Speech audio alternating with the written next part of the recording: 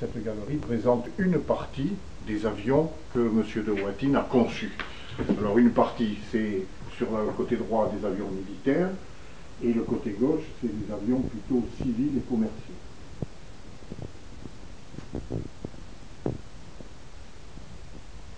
Là, les deux panneaux vous présentent les avions que M. de Watine a étudiés. Donc il y en a avec les différentes couleurs, projets seulement, d'autres sont des prototypes qui ont été inachevés, puis des prototypes qui ont volé, et les appareils qui ont été développés et qui ont volé entre 1921 et 1940.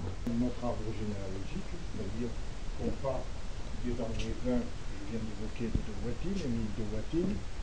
En descendant, on passe par la SNKZE, qui a été bien connue dans la région de Toulouse, puis Sud-Est Aviation, ensuite Sud Aviation, la SNIAS, pas très joli nom, qu'on a appelé ensuite Aérospatiale, puis avec les fusions Aérospatiale Matra, EADS Airbus, Airbus France. Et à l'heure actuelle, ça a encore changé. Là, il y a un détail, parce qu'il y avait Airbus France, Airbus Allemagne, Airbus Espagne, Airbus Grande-Bretagne, et à l'heure actuelle, toutes ces filiales s'appellent Airbus Opération. De ce côté droit,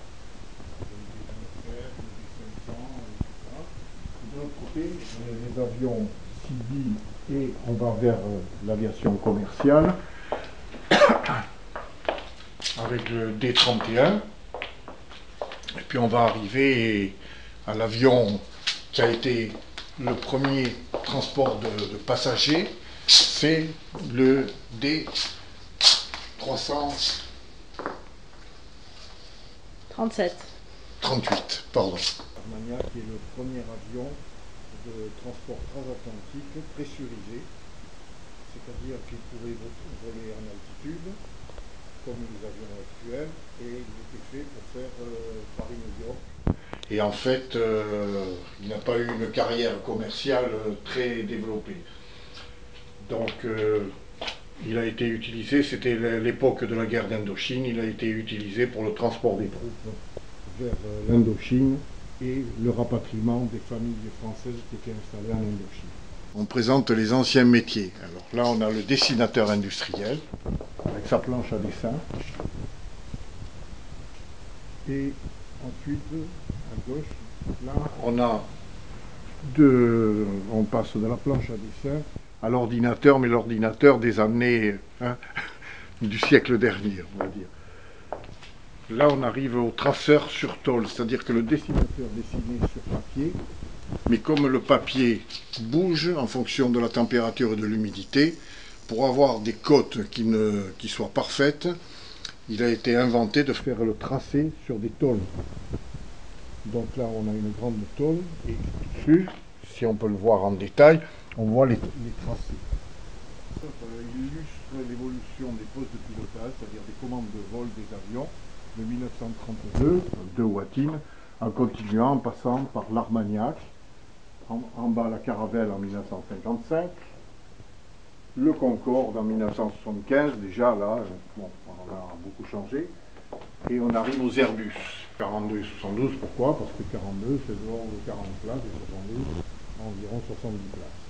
À l'heure actuelle, ces avions sont remplacés par les derniers, que nous n'avons pas encore en maquette, qui sont de la famille ou du modèle ATR 42 et 72 600. Le Transal, avion militaire, deuxième génération, parce que la première génération n'a pas été fabriquée à Toulouse, alors que la deuxième génération a été fabriquée ici, c'est pour ça qu'elle est représentée à l'aéroport. Là, on a une famille de caravelles, c'est-à-dire tous les modèles de caravelles qui ont existé, de la 10B1 en passant par la 10A, le type 3 et le type 4N. Et là, le prototype de caravelle qui a fait son premier vol en mai 1955. On a deux belles pièces là, qui sont des maquettes de soufflerie en bois, magnifiques. Donc une caravelle et un F90 Fouga Magister.